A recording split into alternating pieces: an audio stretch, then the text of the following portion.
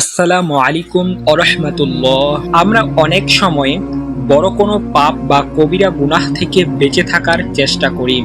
আলহামদুলিল্লাহ, এটা খুব ভালো। কিন্তু আমরা কি কখনো ভেবে দেখেছি আমাদের অজান্তেই প্রতিদিন এমন কিছু ছোট ছোট ভুল বা গুনাহ হয়ে যাচ্ছে যাকে আমরা পাত্তাই দিচ্ছি না?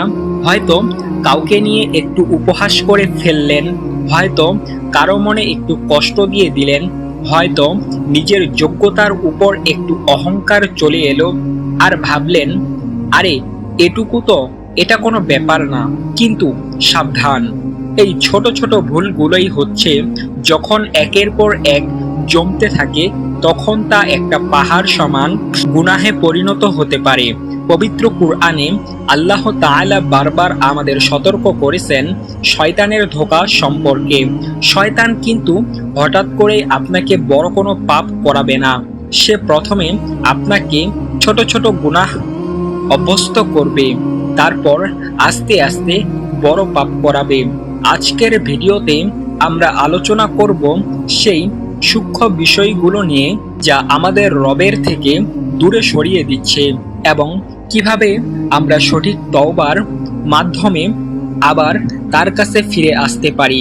তার আগে একটি রিকোয়েস্ট, আপনারা এরকম ভিডিও পেতে আমাদের চ্যানেলটি অবশ্যই সাবস্ক্রাইব করে রাখবেন, যাতে করে এরকম আলোচনা সবার আগে আপনাদের কাছে নোটিফিকেশন পৌঁছে যেতে পারে, এরকম হাদিস যাতে অন্যরাও জানতে পারে। গুনাহকে ছোট মনে করার বিপদ ও শয়তানের কৌশল। হাদিসে এসেছে, নবীজি সাল্লাল্লাহু আলাইহি ওয়াসাল্লাম বলেছেন, তোমরা গুনাহকে ছোট মনে করে তা থেকে বেঁচে থাকার ব্যাপারে অবহেলা করো না, কারণ ছোট গুনাহগুলো ঠিক এই মরুভূমির মতো, যেখানে সপথিকের লাকড়ি কুড়াতে কুড়াতে একসময় বড় আগুন জ্বলে ওঠে।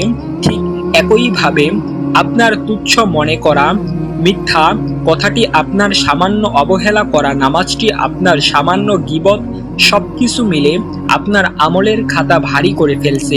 আমরা অনেক সময় নিজেদের ইবাদত নিয়ে গর্ব করি, মনে মনে ভাবি, আমি তো এত নামাজ পড়ি, এত দান করি, আমার এইটুকু ভুল তো আল্লাহ মাফ করে দেবেন। কিন্তু বন্ধু, এই চিন্তাই হলো সবচেয়ে বড় শয়তানি ধোঁকা। যখনই আপনার মনে নিজের ইবাদত নিয়ে অহংকার বা বড়ত্ব আসবে, ঠিক তখনই আপনার ছোট গুনাহগুলো বড় হয়ে যাবে। কারণ অহংকার একমাত্র আল্লাহর চাদর।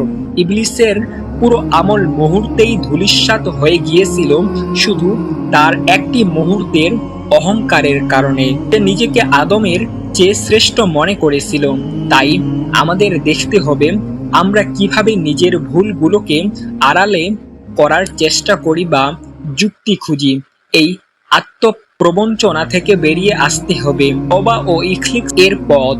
কিন্তু নিরাশার কিছু নেই। আল্লাহ গাফুরুর রহিম, তিনি পরম ক্ষমাশীল। আপনি যদি আজকেই এই মুহূর্তেই নিজের ভুলগুলো বুঝতে পারেন এবং একনিষ্ঠভাবে রবের দরবারে ফিরে আসেন, তবে তিনি আপনার পাহাড় সমান গুনাহকেও মিটিয়ে দিতে পারেন। কিন্তু তওবা মানে শুধু মুখে আস্তাগফিরুল্লাহ বলা নয়। তওবার 3টি শর্ত আছে।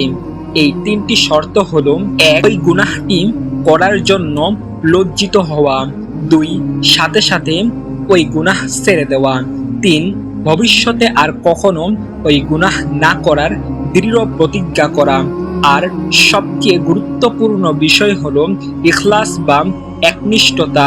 আপনি যে ইবাদত করছেন, নাকি লোক দেখানোর জন্য, নাকি একমাত্র আল্লাহর সন্তুষ্টির জন্য?